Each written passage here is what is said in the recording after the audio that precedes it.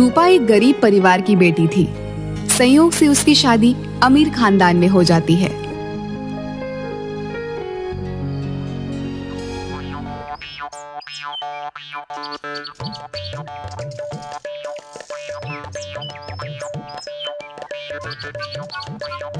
जी, आपका घर तो बहुत बड़ा है, लेकिन कोई भी घर में पंखा नहीं है। पहले बोले होते तो पापा से बोलकर एक पंखा मंगवाई देते। बताओ क्या करें, आप भी ना। पगली, पंखा इसलिए नहीं लगाया क्योंकि हमारे यहाँ एयर कंडीशन लगा हुआ है और इसके होने से पंखे की जरूरत नहीं होती। ओह, एयर का कमीशन तो हमारे गांव में भी लेता है बिजली वाला।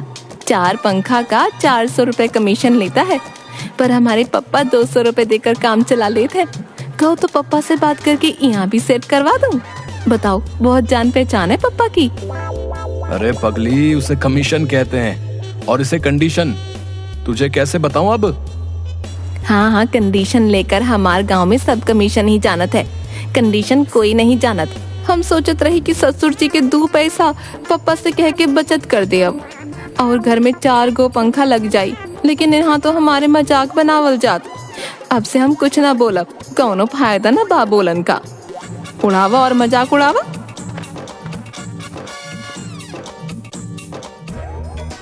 हाय दैया, ये दरवाजा खिड़कियाँ काहे बंद कर रहे हैं? एक तो रूम में एक को पंखा नहीं है, ऊपर से खिड़कियों भी बंद कर दीजिएगा, तब तो गर्मी से दमे घुट जाएगा। खोला, जल्दी खोला खिड़की। 1 मिनट रुको जरा, देखती जाओ अब। अरे नहीं, खोलिए खिड़की दरवाजा। हमारे गांव में घर में खिड़की में पल्ला भी नहीं लगा है। रात में पुरवैया चलत है तो ऐसा लागत है कि हम शिमला में सोए हैं, लेकिन सवेरे जब धूप के रोशनी आवत है तो लागत है कि रात भर में शिमला से बीकानेर पहुंच गए। अब कुछ महसूस हो रहा है? बताओ, कैसा लग रहा है? अरे, ये ठंडा हवा कहाँ से आयल? बर्फ की सिल्ली बाबूजी से मंगाए हैं का? छत पर शाम में हम लोग भी बाल्टी से पानी डालते थे, लेकिन ये तो कनकनी लगता है जी। ऐसा कैसे बतावा जी, ये कैसे भावा? ये गर्म हवा के ठंडा करे वाला मशीन है और ठंड में गर्म हवा देता है। अब गर्मी में भी शिमला का मजा ले सकती हो ईमा। ओह, अजीब बहुत ठंडा हवा निकल रहा है। मशीन बंद कर दीजिए, नहीं तो हमारी कुल्फी ही जाम जाई। कर बंद का। रूपा की सास सुनीता बहुत ही कंजूस औरत थी। वह बहू के कमरे में आती हैं और कहती हैं, बहू, अरे बहू, चल देख तुमसे मिलने कौन आई है। हाय हाय हाय, कल ही 25,000 रुपया का बिजली का बिल भर गया है, तो तुम लोग एसी चला के बैठे हो। तुम लोग तो मुझे कंगाल करके ही मानोगे ना। अरे नहीं माँ, वो तो मैं ही रूपा को एसी दिखा रहा हूँ, इसलिए ऑन किया था बस। और कौन सा इतनी देर में कुछ ज्यादा बिल आ जाएगा। वाह रे दुनिया, एक दिन में जोरू का गुलाम बन गया। चल बहू, ड्राइंग रूम में जल्दी आ, तुझसे मिलने आए हैं खास लोग। चल जल्दी आ जा।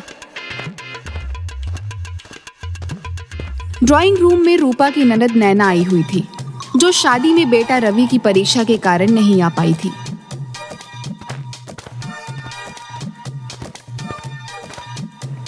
अरे भैया, कहाँ छुपा के रखे हो अपनी रूपमती को? मम्मी के कहने पर भी अभी तक झलक नहीं दिखलाई है। अरे, अभी तक नहीं आई? माँ के आने के तुरंत बाद इसे ड्राइंग रूम में भेजा था। 1 मिनट, मैं अंदर देख कर आता हूँ।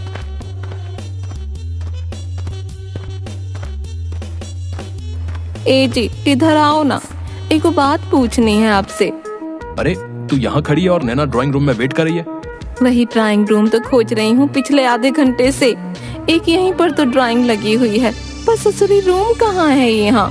आप ही बताओ, मैं क्या करूँ? अरे पगली, ड्राइंग रूम बाहर के कमरे को कहते हैं, जहाँ मेहमान लोग आकर बैठते हैं। अब चल जल्दी, नैना कब से वहाँ बैठी हुई है। हाय दैया, वो तो हमारे गांव में द्वार कहलाता है। चलिए चलते हैं।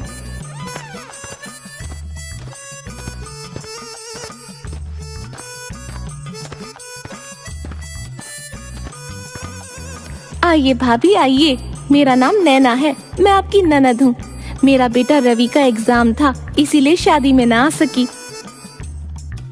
ये लो तुम्हारा गिफ्ट, फॉरेन से लाई हूँ, एकदम स्पेशल, बिल्कुल आपके जैसा।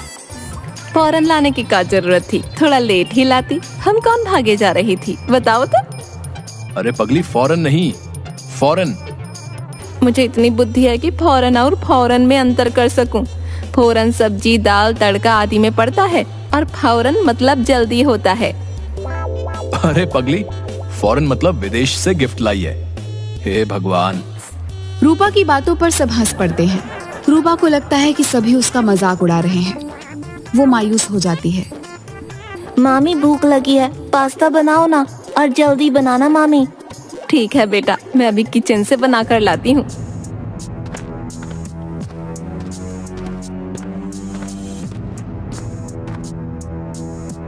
पिस्ता को अमीर लोग आजकल पास्ता कहते हैं शायद। पिस्ता लेकर ही जाती हूँ। लो बेटा, अपना पास्ता खा लो। पर मामी ये तो पिस्ता है। हाँ, हम लोग तो पिस्ता ही कहते हैं। आप जैसे आजकल के बच्चे पास्ता कहते हैं, इतना तो पता है मुझे। अरे पगली, पास्ता मैगी जैसा होता है और पकाया जाता है। रूपा पैर पटकती हुई अपने रूम में चली जाती है और देखते ही देखते रात हो जाती है। तभी रूपा देर रात बाथरूम जाने के लिए उठती है। उसी समय नैना कान में ब्लूटूथ हेडफोन लगाए हुए गाना सुन रही थी और लॉन में टहल रही थी। बीच बीच में वो गाने की रिदम पर थिरक भी रही थी। रूपा की नजर जब लॉन में थिरकते हुए नैना पर गई तो उसे लगा कि नैना को मिर्गी आई है और वो दौड़ के जाकर ससुर जी वाला जूता ले आई और नैना को सुंघाने लगती है। जूता की बदबू से नैना बेहोश हो जाती है। कुछ देर बाद होश आने पर नैना कहती है, भाभी, ये सब क्या किया आपने? आपने मुझे जूते क्या सुंघाए? आप लॉन में उछल कूद कर रही थी तो मैं सोची कि आप पर भूत आई हुई है। हम डर गए, लेकिन अगले ही पल याद आया कि मिर्गी का दौड़ा भी ऐसे ही पड़ता है, इसीलिए पापा वाला जूता मैंने लाकर आपको सुंघा दिया। वो मैं वायरलेस ईयरफोन पर माइकल जैक्सन का गाना सुन रही थी। लेकिन आपके पास तो मोबाइल थी ही नहीं और तार भी कान में नहीं लगा था। तभी शोर सुनकर वहाँ पर रोनित आ जाता है और रूपा को कहता है, अरे पगली, ब्लूटूथ से कनेक्टेड होता है मोबाइल और 100 मीटर तक कहीं से भी बिना तार के मोबाइल की आवाज सुन सकते हैं। चल बेटा रवि, यहाँ 2-3 दिन और रह गए तो हॉस्पिटलाइज होना पड़ेगा और पता नहीं क्या क्या खाने को मिलेगा। नाराज क्यों होती हो? वो गांव से आई है, ये सब ना देखा है और ना सुना है। टाइम दो, सब सीख जाएगी। अरे ऐसा कौन सी गांव से आई है? हम सभी गांव से ही हैं, लेकिन कभी भी छोटी ननद को चप्पल या जूते से नहीं मारा कभी। मुझे माफ कर दीजिए, अनजाने में ये सब हो गया। हमें नहीं पता था कि वो नाच रही है। आज के बाद ऐसा नहीं होगा। अनजाने में इतनी बड़ी घोड़ी जैसी हो गई है और अकल नाम की चीज ही नहीं है। छोटे घर से लाई थी कि घर में सभी को इज्जत देगी, सभी को मिला कर चलेगी, लेकिन ये तो ननद को ही पीट रही है। आज ननद को मारा है, कल सास को मारेगी। न जाने और क्या क्या देखना बाकी है। रूपा रोती हुई अपने कमरे में चली जाती है। तभी रोनित सभी से कहता है, चलो अब गुस्सा छोड़ो, आज रात मेरी तरफ से रेस्टोरेंट में डिनर पार्टी होगी। शाम को सभी रेडी होकर रेस्टोरेंट जाते हैं। रोनित रूपा को पहले ही बता देता है कि वहाँ पर किसी भी तरीके की डिस्टर्बेंस नहीं होनी चाहिए। सभी लजीज डिनर का आनंद उठाते हैं। तभी रवि कहता है, देखा मम्मा, अब मामी भी मॉडर्न हो गई। हाँ, आज कोई गलती नहीं हुई, बस ऐसे ही वो सब सीख जाएगी। और आखिर गवार तो गवार ही रहेगी। देखता जा, कुछ न कुछ तो हरकत करेगी ये गवार। सही कहा तूने बेटी। तभी वेटर हैंड वॉश करने के लिए बाउल में गर्म पानी और नींबू लाकर सभी को देता है। सभी लोग हाथ धोते हुए बात कर रहे थे कि तभी सुपुड़ सुपुड़ की आवाज सुनकर सभी रूपा की ओर देखते हैं। वह बाउल में नींबू निचोड़कर आराम से बाउल को उठाकर पी रही थी। सभी एक दूसरे को देखकर हंस पड़ते हैं।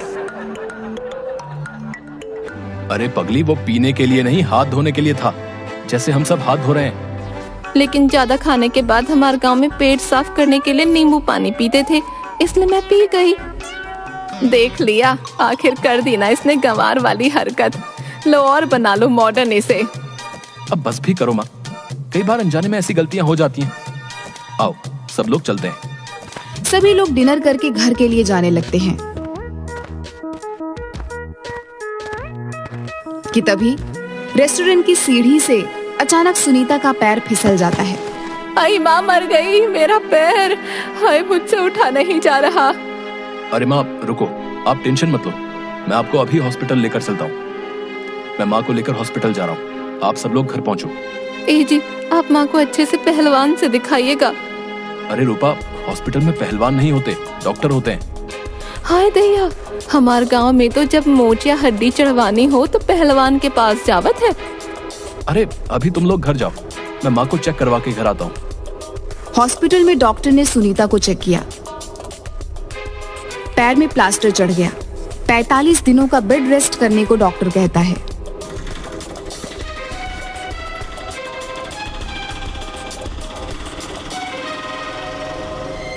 उस टाइम रूपा ने सुनीता की जी जान से सेवा की। अरे माँ जी, कौनो चिंता नहीं, ये रूपा के होते हुए आप बस आराम कीजिए। हमें सेवा का मौका मिला है। आपको कौनो भी जरूरत लगे बस हमें आवाज दे देने का, रूपा तुरंत हाजिर हो जावे। यह सब देखकर सुनीता को एहसास होता है कि उसने रूपा के साथ कभी भी अच्छा व्यवहार नहीं किया, हमेशा उसके गंवार होने का मजाक उड़ाया।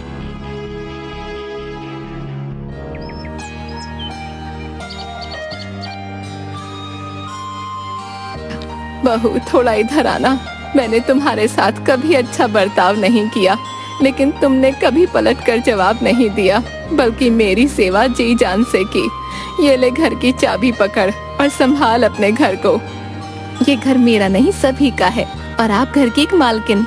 मेरी माँ नहीं थी, लेकिन आपने मुझे माँ बनकर समझाया। जिसके इतने अच्छे संस्कार हो वो गरीब कैसे हो सकता है? तू इस घर की बहू नहीं, बेटी है।